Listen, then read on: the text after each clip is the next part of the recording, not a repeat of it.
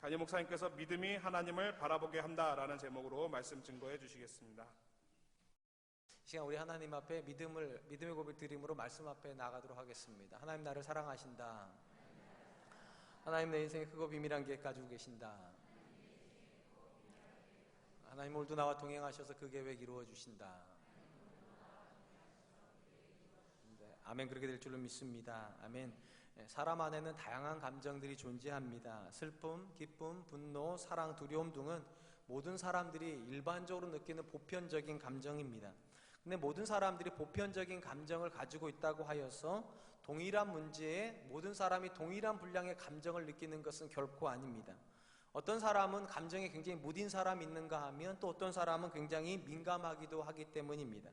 보통의 경우는 여자들이 남자보다 감정이 훨씬 민감하다고들 합니다. 그래서 남편과 아내가 같은 드라마를 보더라도 아내는 금방 감정이 입이 되어서 눈물을 흘리는데 남자는 그냥 무덤덤하게 보는 경우가 흔합니다. 그런데 시간이 흘러가면 이렇게 감정의 선이 교차가 된다고들 하죠. 어른들 같은 경우 이제 중년의 시절 넘어가면 남성에게는 남성 호르몬이 줄어들게 되고 여성에게는 여성 호르몬이 줄어드는 시기가 오면 이 감정이 서로 교차가 돼서 여자가 이제 무감각해지고 남자가 아주 센치멘탈해지는 그런 경험을 하게 됩니다. 아마도 그래서 그런지 모르겠지만 최근에 제가 결혼식에 가보면 딸을 출가시킬 때 엄마들은 무덤덤한데 아빠들이 그렇게 웁니다. 아마도 여성 호르몬이 많이 나와서 그런 게 아닌가 싶습니다. 그런 점에서 한 사람이 느끼는 감정이라고 하는 것은 보편적인 감정이긴 하지만 남성과 여성의 차이가 존재하고요. 같은 성 안에서도 가정의 배경에 따라서 감정의 선이 확실히 좀 다른 것 같습니다. 사람이라고 하는 존재가 인간관계 속에서 자라가는 사회적 동물이라는 점에서 제 생각에는 감정이 무딘 것보다는 감정이 예민한 것이 사회생활에 훨씬 도움이 되는 것 같습니다. 아무래도 슬픔의 현장에 들어가가지고 무덤덤하게 있는 사람보다야 같이 울어주고 같이 또 손을 잡아주는 그런 감성이 풍부한 것이 사회생활에 훨씬 도움이 되기 때문입니다. 보통의 경우는 제가 여자들을 그렇게 많이 부러워하지 않는데 여자가 부러울 때가 몇 번 있습니다. 그 중에 하나가 장례식장 갈 때입니다. 아무리 남자라고 그래도요, 이게 가슴으로는 슬프거든요. 머리로도 슬픈데 머리와 가슴과 감정이 따로 놀 때가 있습니다. 분명히 그 앞에 가서 같이 울어주면 정말 좋을 것 같은데 눈물이 안 날 때가 있어요. 참 너무 괴로워요. 상대적으로 제 아내를 데리고 가면 제 아내는 장례식장에 들어갈 때부터 이미 눈물이 맺히다가 상대 손을 딱 잡으면 울어버려요. 그럼 제가 그 옆에서 이런 생각이 들어요. 저게 사람이지. 왜 나는 이게 눈물이 안 나올까? 나도 분명히 슬픈데 권사님을 떠나보내면서 또 오랫동안 함께 믿음 생활했던 어른들을 떠나보내면서 어떻게 안 슬프겠어요? 근데 슬프긴 한데 감정이 그를 못 따라주는 이런 현실을 볼 때 아마 저만 그런 느낌 안 받으실 겁니다. 한국에 있는 남자들은 다 어른들이 그렇게 가르쳤잖아요. 남자는 3번만 울어야 된다고. 그러다 보니까 감정이 무딜 수밖에 없고 무딘 감정을 가지고 사회생활하는 게 참 어렵습니다. 그런 점에서 이 자리에 계신 여자 성도님들은 여자라서 행복한 것이고 그렇기 때문에 헌금도 좀 하세요. 여자로서 드리는 헌금. 눈물 나오는 게 얼마나 행복한 건지 그런 것 같습니다. 사람이 가지는 감정에만 이렇게 예민함과 둔감함이 있는 것이 아니라 사리를 분별하는 지성의 영역에도 예민함은 있습니다. 최근 들어 우리나라가 어떤 정치적인 이슈만 생기면 광화문에서 이제 모이는 것이 트렌드가 된 것 같습니다. 최근엔 촛불을 드는 것이 하나의 문화처럼 형성이 되었습니다. 물론 촛불 집회에 나가시는 분들 중에 불순한 의도를 가지고 나가는 분들이 왜 없겠습니까만 제가 생각할 때 대부분의 그 자리에 나가시는 분들은 그래도 굉장히 순수한 분들이 저는 나간다고 그렇게 생각합니다. 적어도 저같이 무딘 지성을 가지고 있는 사람보다 그 자리에 나가 계신 분들은 굉장히 깨어있는 지성을 가지고 계신 분이고 그릇된 사안을 지금 아니면 언제 해결하겠는가 싶은 이 긴박함이 그분들로 하여금 추위를 뚫고 나가게 만드는 거라고 생각을 합니다. 사실 역사의 발전은 둔감한 지성을 가지고 있는 사람들이 만든 것이 아니라 깨어있고 예민한 지성을 가지고 있었던 사람들이 만들었다는 점에서 적어도 광화문에 나가 있는 그분들 때문에 우리나라 정치는 발전할 것이라고 저는 생각을 합니다. 우리 역사 속에도 참으로 민감한 깨어있는 지성을 가지고 있었던 수많은 선각자들이 계셨습니다. 그 중에 가장 대표적인 인물 중에 하나가 민족 시인이라고 불리는 윤동주 시인이 아닐까 싶습니다. 이분이 쓰신 서시라고 하는 시에 보면 이분이 얼마나 깨어 있었는가를 이런 대목으로 표현이 나옵니다. 하늘을 우러러 한 점 부끄러움이 없기를 잎새 이는 바람에도 나는 괴로워하였다. 윤동주가 표현하고 있는 하늘은 우리가 고백하는 하나님일 겁니다. 하나님 앞에 평생을 부끄럽지 않기를 그렇게 날마다 결심했는데 어느 날 잎사귀 사이로 부는 바람에 잎사귀가 파르르 떠는 걸 보면서 자기가 떠는 것 같아서 두려워했다고. 여러분, 바람이 부는 게 뭐 대수입니까? 바람에 나무가 흔들리는 게 뭐 그렇게 또 대수고, 또 이 바람은 잎새 있는 바람이기 때문에 굉장히 미세한 바람인데 그 바람이 뭐 그렇게 대수라고 윤동주는 놀랍게도 그 얕은 바람 속에서 자기가 흔들리는 걸 느끼는 겁니다.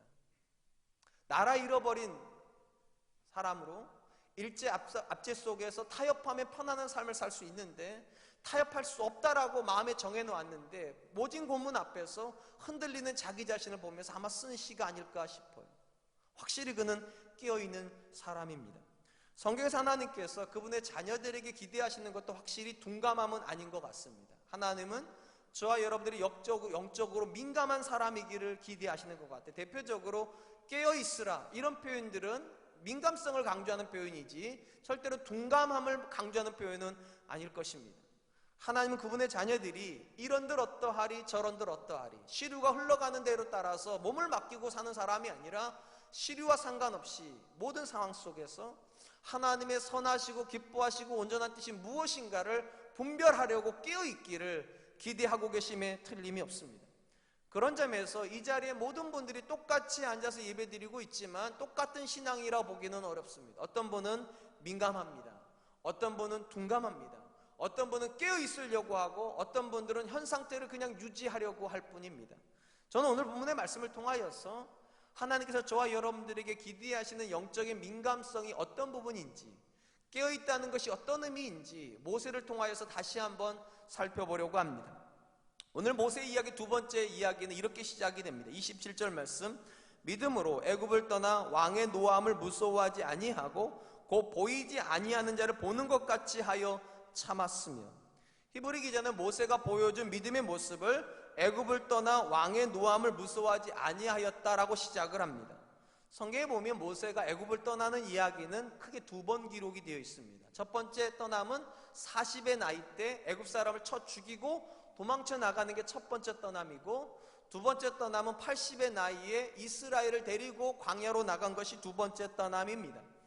이 본문에서 히브리서 11장에서 이 성경의 저자가 모세가 떠났다라고 하는 것이 첫 번째 떠남을 말하는 건지 두 번째 떠남을 말하는지는 정확하지가 않습니다. 왜냐하면 학자들마다 두 가지 의견이 팽팽하게 대립되어 있기 때문입니다.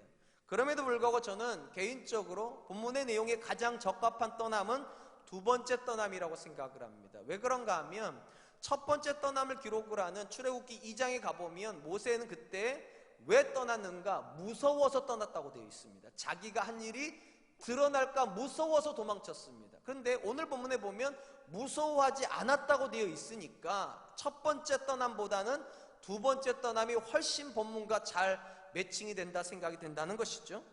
만약 우리가 오늘 본문에서 무서워하지 않고 떠났다라고 하는 이 부분을 두 번째 떠남이라고 해석이 된다면 배경은 바로가 분노하고 있는 상황이 배경이 되겠습니다. 우리가 잘 아는 것처럼 모세가 40년 만에 이스라엘 광야로 애굽으로 돌아오죠. 돌아와가지고 했던 유일한 메시지가 무엇인가? 내 백성을 보내라는 메시지입니다. 하나님께서 모세를 통해 뭐라고 말씀하시는가? 이스라엘은 바로의 백성이 아니라 하나님의 백성이니까 하나님의 백성을 가도록 내버려 두라고, 내보내라고 그렇게 명령했습니다. 그런데 이 명령을 들은 바로가 어떻게 합니까? 분노합니다. 첫 번째 분노는 어떻게 표현이 됐는가? 지푸라기를 안 주죠. 벽돌을 만들려면 지푸라기가 필요한데 그걸 안 주고 지푸라기를 주워가지고 똑같은 양의 벽돌을 만들려고 분노를 표출을 합니다. 이 분노가 점점 가중이 돼요. 어느 정도까지 가중이 되는가? 모세에게 이렇게 이야기하는 지점에 도달합니다. 출애굽기 10장 28절, 바로가 모세에게 이르되 너는 나를 떠나가고 스스로 삼가 다시 내 얼굴을 보지 말라. 내가 내 얼굴을 보는 날에는 죽으리라. 바로가 얼마나 화가 났든지 다시 한번 내가 네 얼굴을 보는 날에는 반드시 너를 죽이겠다고 말하는 지점까지 가게 됩니다. 과거의 모세였으면 도망쳤을 겁니다. 그 밤에 도망쳤을 겁니다. 그런데 두 번째 애굽으로 돌아온 모세 같은 경우 도망치지를 않습니다. 그리고 뭐라고 기록이 되어 있는가? 왕의 노함을 무서워하지 아니하고 곧 보이지 아니하는 자를 보는 것 같이 하여 참았다고. 그러니까 앞에서 바로가 막 분노를 하고 있을 때 모세가 어떻게 그 분노를 참아낼 수 있었는가? 보이지 않는 분을 보이는 것처럼 하여서 참았다고. 무슨 말인가? 그 상황에서 모세는 분노하고 있는 바로를 보고 있는 것이 아니라 하나님을 바라보고 있었다는 겁니다.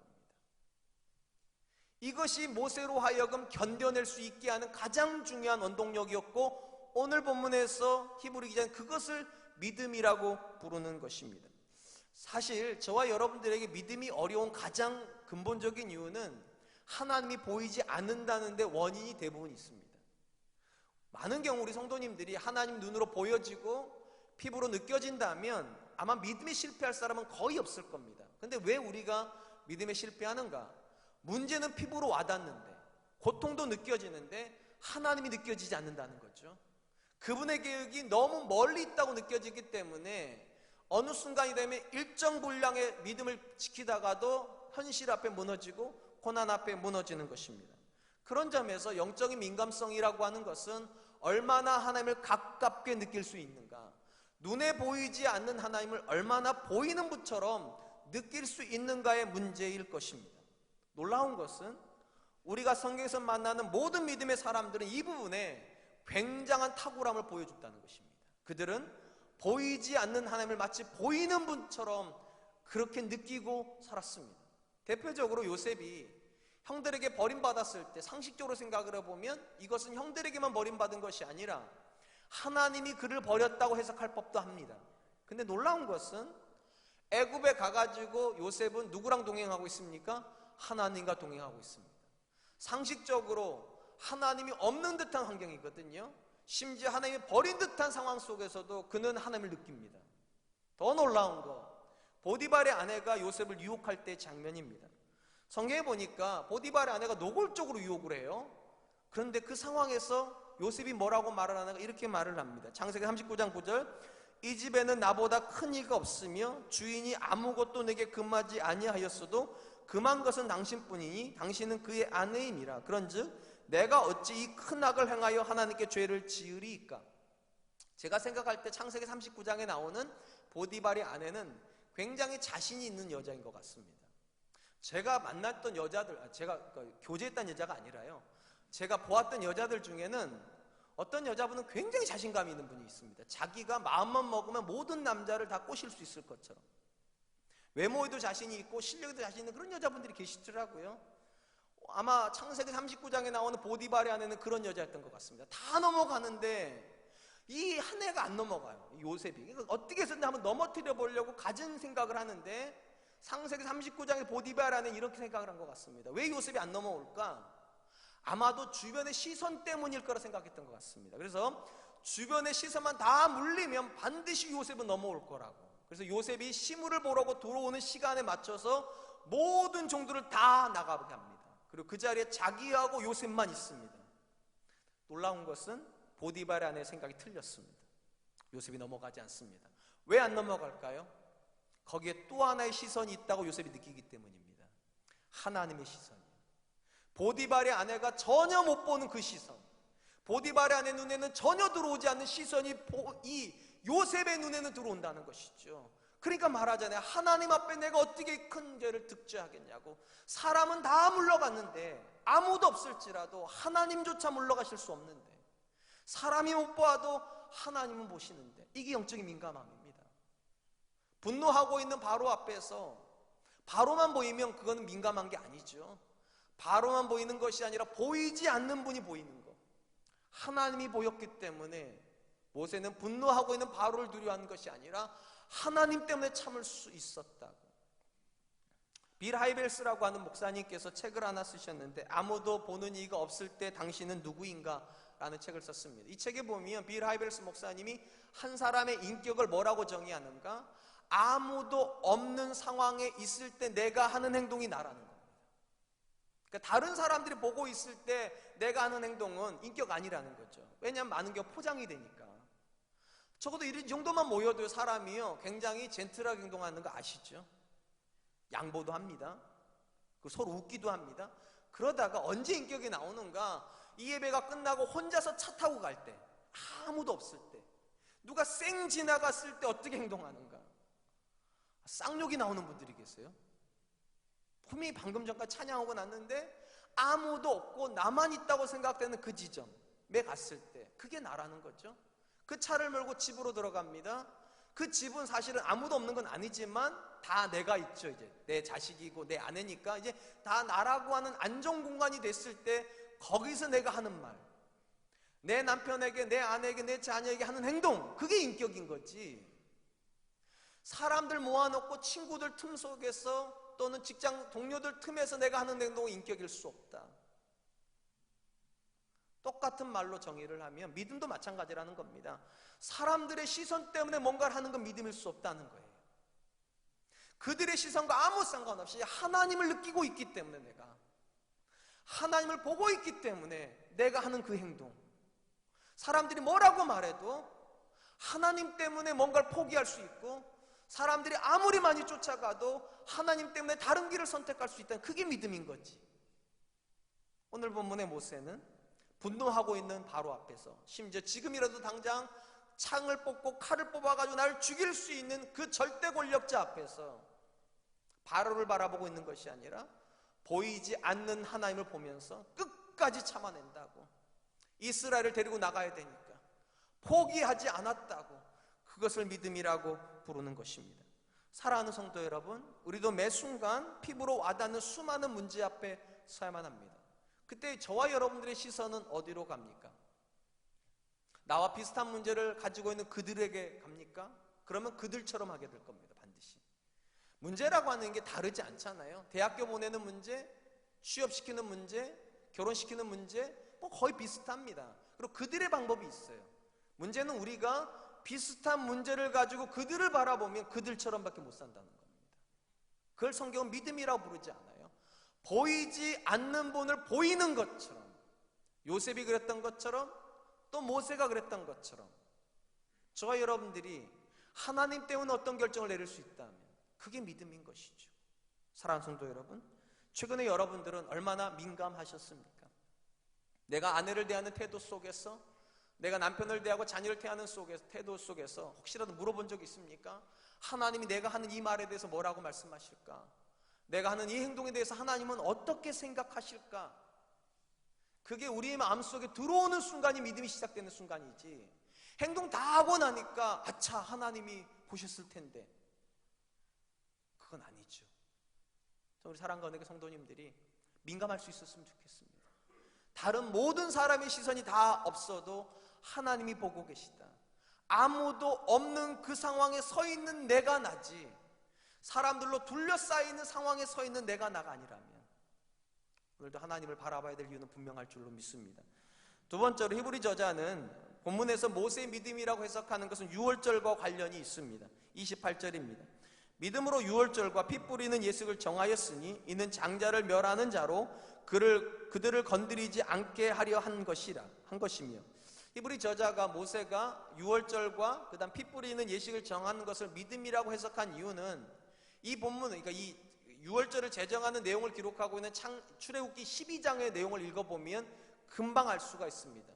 출애굽기 12장은 이렇게 시작이 됩니다. 출애굽기 12장 1절로 3절, 여호와께서 애굽 땅에서 모세와 아론에게 일러 말씀하시되 이 달을 너희에게 달의 시작 곧 해의 첫 달이 되게 하되 너희는 이스라엘 온 회중에게 말하여 이르라. 이 달 열흘에 너희 각자가 어린 양을 잡을지니 각 가족대로 그 식구를 위하여 어린 양을 취하되, 출애굽기 12장에서 유월절이 제정되는 그 시기에 장소가 어디라고 표현이 되어 있는가 하면 이렇게 되어 있습니다. 여호와께서 애굽 땅에서.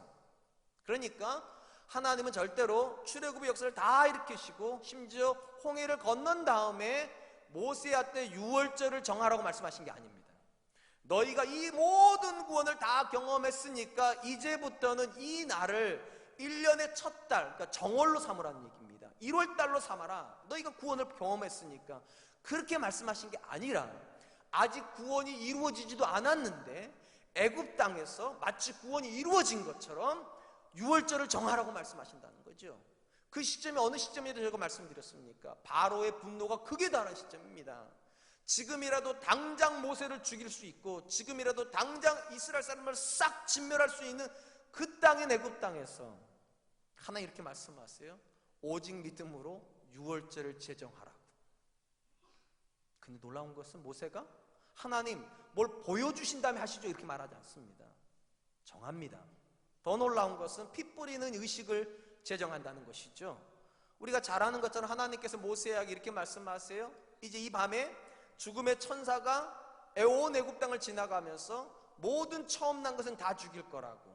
그리고 이스라엘의 처음 난 것을 보존하려면 어린 양의 피를 뽑아가지고 문설주와 임방에 바르면 지나가리라. 이게 유월절이라는 뜻입니다. 패스오버, 지나간다. 그 집을 건너뛴다 이런 뜻입니다. 그렇게 말씀하세요. 상식적으로 생각을 해보세요. 하루아침에 처음 난 것만 죽는다는 것도 믿겨지지 않는데 오직 피를 발랐다는 이유로 그 집에 처음 난 건 보존이 된다? 우리의 상식으로 좀 이해가 안 돼요. 뭐 피에 그렇게 대단한 힘이 있다고? 근데 경험한 것처럼 마치 이미 그 일을 알고 있는 것처럼 마치 모세는 순종합니다. 이걸 믿음이라고 부르는 것이죠. 우리가 성경에서 만나는 대부분의 믿음의 사람들이 가지는 특징 중에 하나는 물론 히브리 11장에서 강조하는 것도 마찬가지지만 그들은 마치 못 본 것을 본 것처럼 행동하는 사람들입니다. 노아, 홍수를 한 번도 본 적이 없는 사람이에요. 근데 마치 홍수를 본 적이 있는 것처럼 방주를 만듭니다. 아브라함, 가나안 땅 가본 적이 없습니다. 근데 마치 그 땅을 가본 적이 있는 것처럼 갈 바를 알지도 못하면서 본토 친척 아비집을 떠나버립니다. 이삭이 두 아들의 에서하고 야곱에게 축복하는데 그는 미래를 가본 적이 없는데 마치 미래에 가본 것처럼 축복을 합니다. 똑같이 야곱이 요셉의 두 아들을 축복할 때도 마찬가지예요. 가보지 않은 시간대를 마치 가본 것처럼 믿고 축복을 해요. 이게 민감성입니다. 대부분의 사람들에게 현재가 가장 구체적인 시간이죠. 근데 믿음의 사람들에게는 현재가 구체적인 시간이 아니라 마치 미래, 경험해본 적이 없는 그 시간대가 이미 경험된 시간처럼 산다는 겁니다. 구원이 이루어지지도 않았는데 아직 유월절을 먼저 제정합니다. 자녀들이 피가 안 뿌려지면 안 죽는다는 거 경험해본 적도 없는데 마치 그걸 경험해본 것처럼 그렇게 뿌립니다. 사랑하는 성도 여러분, 우리가 경험하는 현실도 우리의 믿음을 무너뜨리기는 매 한 가지 있죠. 우리에게도 수많은 어려움들이 있습니다. 현재 시간은 절대로 장밋빛은 아니죠. 그런데 다행인 것은 우리에게만 그런 것이 아니라 모든 믿음의 사람들에게 현재의 시간은 장밋빛이 아니었다는 겁니다. 애굽으로 끌려간 요셉의 시간, 죽음과 같은 시간입니다. 광야로 내몰리는 다윗의 시간, 고통스러운 시간입니다. 하루아침에 모든 재산, 모든 자녀, 모든 건강을 잃어버렸던 욥의 시간, 고통스러운 시간입니다. 근데 참 감사한 것은 그들은 그 현재의 시간에다가 자기 인생의 뿌리를 내리지 않는다는 겁니다. 한 번도 경험해 본 적이 없는 미래에다가 자기 인생의 뿌리를 내립니다. 그리고 마치 그 미래가 내 삶에 이미 이루어진 것처럼 그들은 믿음을 고백합니다. 그리고 저와 여러분들이 하나 요청하시는 거예요. 너희도 그렇게 살으라고. 분명한 것은 우리가 믿음 안에서 다 성공할 수는 없습니다. 그러니까 믿음이 있다고 성공하는 거 아닙니다. 내가 행복하기 때문에 믿음 있는 것도 아니고요. 돈을 많이 벌었다고 믿음 있는 것도 아니에요. 다만 중요한 건 믿음이 있다면 성도의 시간은 현재가 중심이 아니라 미래가 중심이라는 겁니다. 그리고 이것이 사실이라면 지금 내 상황이 아무리 어려워도 절망할 수는 없습니다. 모세가 왜 절망하지 않습니까? 자기를 분노하고 심지어 다시 만나면 죽이겠다고 말하는 바로 앞에서도 그가 왜 끝까지 물러나지 않고 심지어 하나님께서 아무것도 아직 보여주지 않았는데도 유월절을 제정할 수 있습니까? 그가 믿음이 있기 때문이죠. 하나님께서 구원을 이루실 거라고, 우리를 반드시 가나안 땅으로 데려가실 거라고 이 분명한 믿음의 고백이 있으니까 그는 아직 경험하지 않은 구원을 기준으로 하여서 유월절을 제정합니다. 그러므로 저는 사랑하는 성도님들도 마치 경험한 것처럼 살 수 있기를 축원드립니다. 지금은 복을 못 받았지만 하나님이 이미 복을 주신 것처럼 기뻐하십시오. 지금은 감사한 일이 아무것도 없지만 반드시 하나님께서 감사하게 하실 거라는 걸 알기 때문에 감사를 경험한 사람인 것처럼 감사하십시오. 그것이 믿음입니다. 마지막으로 히브리 저자가 본문에서 모세의 믿음이라고 소개하는 것은 홍해와 관련이 있습니다. 29절입니다. 믿음으로 그들은 홍해를 육지같이 건넜으나 애굽 사람들은 이것을 시험하다가 빠져 죽었으며. 여러분 눈치가 빠르신 분은 아시겠지만 여기까지 29절까지가 모세 이야기인데 29절에 갑자기 주어가 모세에서 그들로 바뀝니다. 보세요. 그렇게 되어 있어요. 믿음으로 모세는이 아니라 믿음으로 그들은 홍해를 육지같이 건넜으나. 왜 갑자기 주어를 모세에서 그들로 바꿨는가? 뒤에 애굽 사람들 때문입니다. 애굽 사람들은 시험하다가 빠져 죽었다. 그러니까 애굽 사람이 복수형이니까 복수형에 상응하는 이스라엘이라고 하는 복수형을 주어로 쓴 겁니다. 그러니까 복수형이 모세를 포함한 이스라엘로 쓴 거죠. 그래서 그들이라고 히브리 기자가 쓴 건데 여기보다는 이 의미보다는 우리가 생각하는 더 깊은 의미가 이 안에 들어가 있습니다. 홍해가 갈라지는 사건이 기록된 게 출애굽기 14장입니다.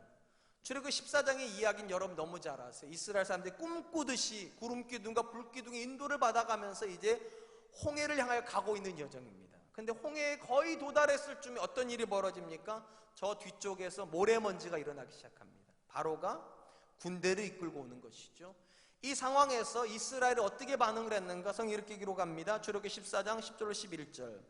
바로가 가까이 올 때에 이스라엘 자손이 눈을 들어 본즉 애굽 사람들이 자기들 뒤에 이른지라 이스라엘 자손이 심히 두려워하여 여호와께 부르짖고 그들이 또 모세에게 이르되 애굽에 매장지가 없어서 당신이 우리를 이끌어내어 이 광야에서 죽게 하느냐? 어찌하여 당신이 우리를 애굽에서 이끌어내어 우리에게 이같이 하느냐? 이스라엘 사람들이 모래 연기를 받고 이제 쫓아오는 애굽 사람들을 만나기 이전까지 이스라엘이 경험한 이적들은 굉장합니다. 열재앙을 경험을 했고요, 구름기둥과 불기둥을 경험하고 지나가고 있었습니다. 그런데도 그들에게 애굽은 굉장히 두려운 존재입니다. 그래서 잠시 기도하는 듯 하다가 모든 시선이 뒤로 나가버립니다. 그리고 두려워하기 시작하고 분노를 하죠. 그리고 절망합니다. 그리고 모세한테 뭐라고 원망합니까? 우리를 죽이려고 데리고 왔다고. 여러분 놀라운 것은요, 그 장소와 그 현장에 똑같이 모세도 있었다는 겁니다. 모세가 하늘에 있어서 그렇게 얘기한 게 아니에요. 모세도 똑같이 그 장소에 있었는데 모든 백성이 뒤를 바라보고 있을 때, 쫓아오는 애굽을 바라보고 있을 때 모세만 앞을 바라보고 있습니다. 하나님을 보고 있다는 거죠. 시선입니다. 결국은 믿음은 시선이에요. 모든 사람이 뒤쪽을 보고 있을 때 내가 그거 보고 있으면 믿음 아닙니다. 시선이 바뀌어야 믿음인 겁니다. 모두가 절망을 할 때 소망을 이야기할 수 있는 사람, 그게 믿음이죠. 그리고 모세가 뭐라고 선언합니까? 하나님의 구원을 보라고. 출애굽기 14장 13절입니다. 모세가 백성에 이르되 너희는 두려워하지 말고 가만히 있어서 여호와께서 오늘 너희를 위하여 행하시는 구원을 보라. 너희가 오늘 본 애굽 사람들을 영원히 다시 보지 아니하리라. 사람들이 가장 많이 신봉하는 이론 중에 하나가 환경결정론입니다. 쉽게 말하면 환경이 사람을 만든다는 것이죠. 그래서 많은 사람들이 사람이 나빠지는 이유가 환경 때문이라고 생각합니다. 또 사람이 좋아지는 이유도 환경 때문이라고 생각하죠. 근데 이게 완전히 틀린 건 아니지만 적어도 모세에게서만큼은 틀립니다. 앞에서 말씀드렸듯이 모세하고 이스라엘 사람들이 다른 환경이 있는 게 아닙니다. 같은 환경이 들어가 있습니다. 앞에는 홍해가, 뒤에는 애굽이 쫓아오는 똑같은 환경이 들어가 있는데 환경 결정론이 맞다면 똑같이 반응을 해야 되는데 모세는 다르게 반응합니다. 그러니까 환경이 만드는 사람이 있는가 하면 믿음이 만드는 사람도 있다는 겁니다. 모세는 전형적으로 믿음이 만든 사람입니다. 모든 사람이 뒤를 쳐다보고 있을 때 앞을 보고서 선언하죠. 오늘날 하나님이 너희를 위해서 행하시는 구원을 보라. 너희는 가만히 있으라고. 너희가 할 거 아무것도 없다고. 하나님의 행하심을 보라.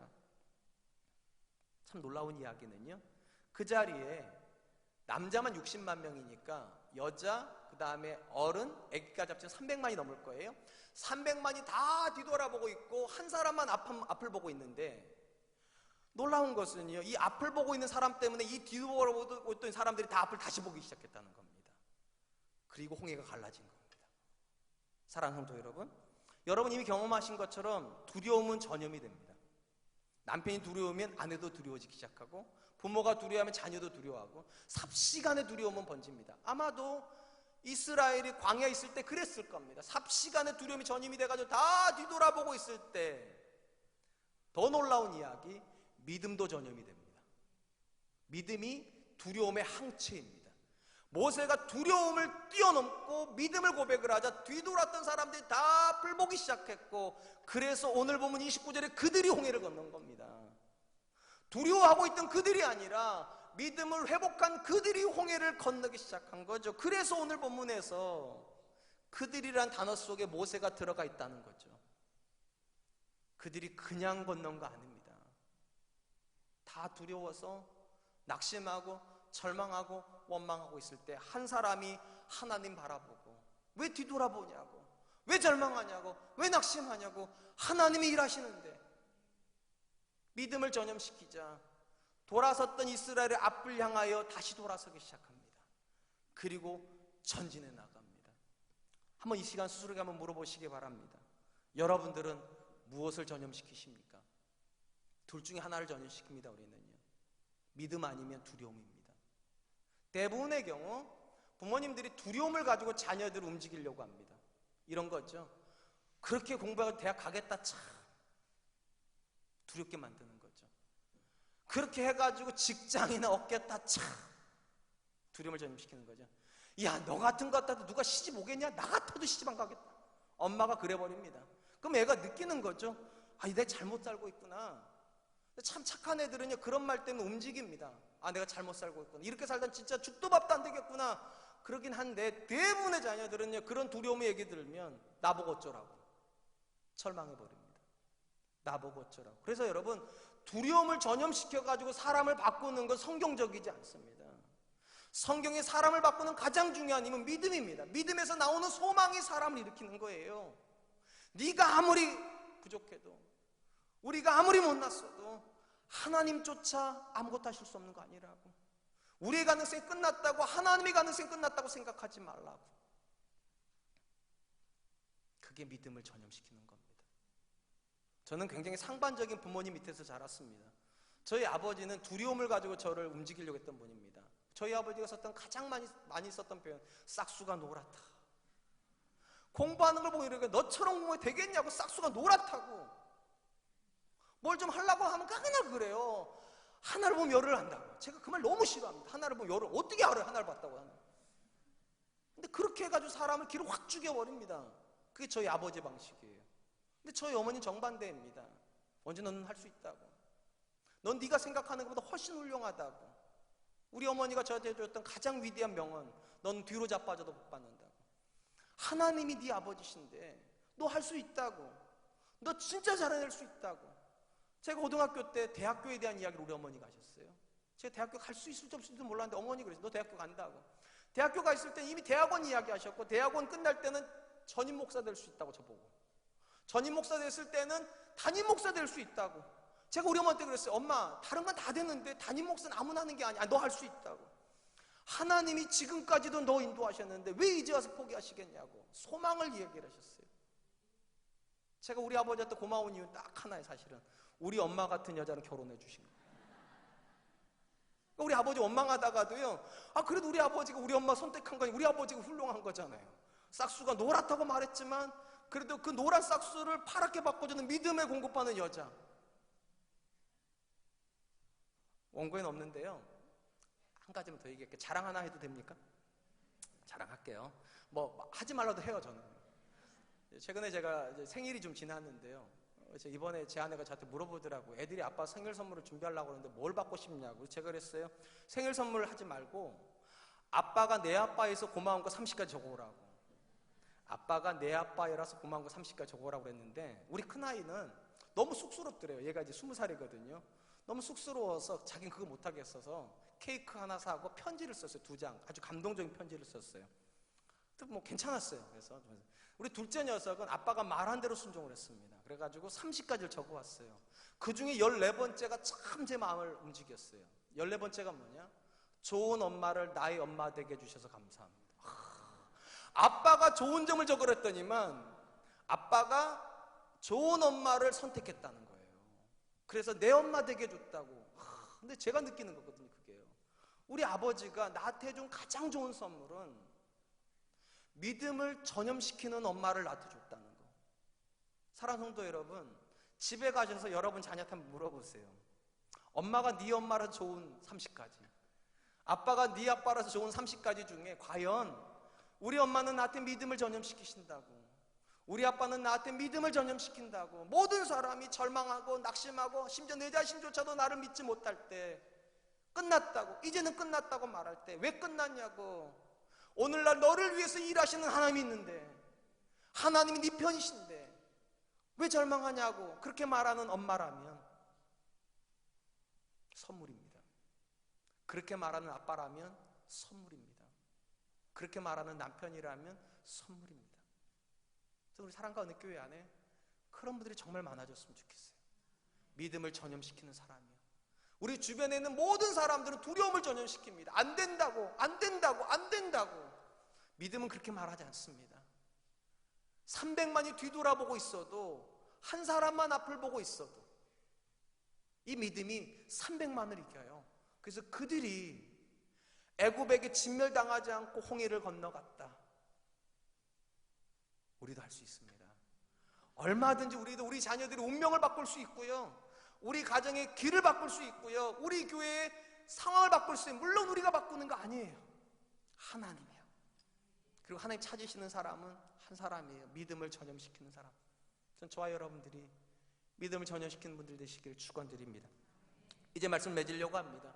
믿음의 유무와 상관없이, 또 신앙의 성숙과 상관없이 고난은 찾아옵니다. 이 말은 고난이 왔다고 믿음 없는 것도 아니고, 고난이 없다고 믿음 좋은 것도 아니라는 말입니다. 중요한 건 그 고난의 상황 속에서 내가 얼마나 민감한가예요. 모세는 민감함을 3가지로 보여주었습니다. 사람을 보고 있는 것이 아니라 보이지 않는 하나님을 보고 있습니다. 또한 현재를 보고 있는 것이 아니라 미래를 보고 있습니다. 가장 중요한 것, 모든 사람이 쳐다보고 있는 지점이 아니라 모든 사람이 보고 있지 않는 지점을 보고 믿음으로 그들을 데리고 옵니다. 믿음을 전염시키는 사람.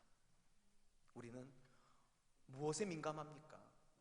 성공, 돈, 욕심, 쾌락, 명예, 거기에 민감합니까?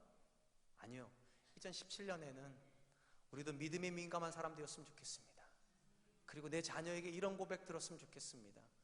내 엄마가 믿음을 주는 엄마라 좋다고, 내 아빠가 믿음을 이야기하는 아빠라 좋다고. 우리 사랑과 은혜 교회가 상황이 아니라 믿음을 이야기하는 교회라서 너무 좋다고. 결국 믿음이 이깁니다. 믿음이 홍해를 가르기 때문입니다. 믿음이 그들로 하여금 홍해를 건너가게 하기 때문입니다. 저는 이 자리에 계신 분들이 모세와 같이 우리 가정 가운데, 또 우리 공동체 가운데 믿음을 전염시키는 분들이 되시기를 주님의 이름으로 축원드리겠습니다. 시간 함께 찬양할 텐데요, 시선이라고 하는 찬양하려고 합니다. 가사가 참 근사합니다. 내게로부터 눈을 들어 주를 보기 시작할 때 주의 일을 보겠네. 내 작은 마음 돌이키사 하늘에 꿈꾸게 하네. 믿음은 내 가능성을 바라보는 것 아닙니다. 하나님의 가능성을 바라보는 것이고, 사람들의 시선이 아니라 하나님의 시선을 느끼는 것입니다. 이 시간에 찬양 드리면서, 하나님, 내가 하나님께 내 모든 시선을 두고 내 마음의 전심이 하나님께 드려져서 나도 누군가에게 믿음의 영향을 끼치는 사람, 믿음의 비전을 보여주는 사람 되게 해주십시오. 우리 같이 한번 찬양하겠습니다. 내게로부터 눈을 들어, 내게로부터 눈을 들어 주기 시작할 때 주의 일을 보겠네. 내 작은 마음 돌이키사 꿈꾸게 하네. 주님을 볼 때 모든 시선을 주님께 드리고, 살아계신 하나님을 느낄 때 내 삶은 주의 역사가 되고, 하나님이 일하기 시작하네. 성령이 나를 변화시켜,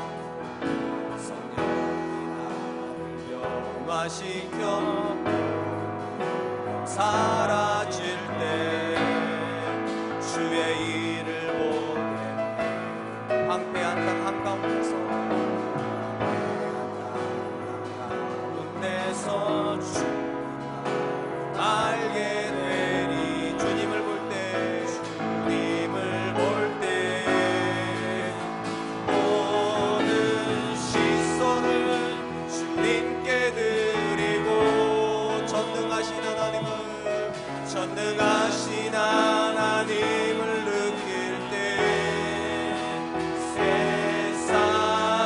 주의 나라가 되고 하나님이 일하기 시작 모든 시선을 주님께 드리고 살아계신 하나님을 느낄 때 내 삶은 주의 역사가 되고 하나님이 일하기 시작 모든 시선을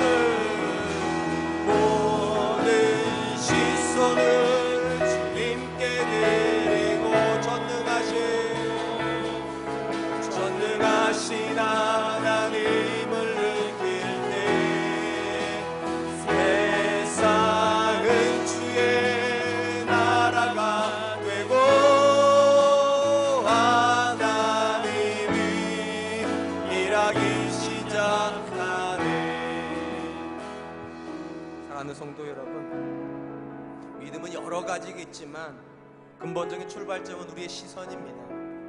우리의 시선이 사람에게서가 아니라 하나님에게로 돌아갈 때, 그리고 지금이 아니라 하나님이 이루실 그분의 계획을 바라볼 때, 모든 사람을 다 똑같은 반응을 하는 것이 아니라 믿음으로 하나님께서 이루실 일을 향하여 그들에게 선언을 할 때 그곳에서 하나님의 일하심이 일어날 줄로 믿습니다. 이 시간 하나님 앞에 기도했으면 좋겠습니다. 하나님, 나의 시선이 바뀌게 하여 주시옵소서. 세상으로부터 눈을 들게 하여 주시고 사람들로부터 눈을 들어서 하나님 바라보게 하여 주시고, 나로 인하여서 내 주변의 사람들이 두려움을 전염받는 사람이 아니라 믿음을 전수받게 하여 주시고 믿음 안에서 일어나게 하여 주시옵소서. 우리 가정이 일어나게 하여 주시고 우리 자녀를 일어나게 하여 주시며 우리 교회가 믿음 가운데 회복될 수 있도록 주님 도와주시옵소서. 나로부터 시작하게 하여 주십시오. 내 시선이 바뀔 수 있도록 주님 도와주시옵소서. 우리 같이 한번 기도하겠습니다. 하나님 많으신 하나님 감사합니다.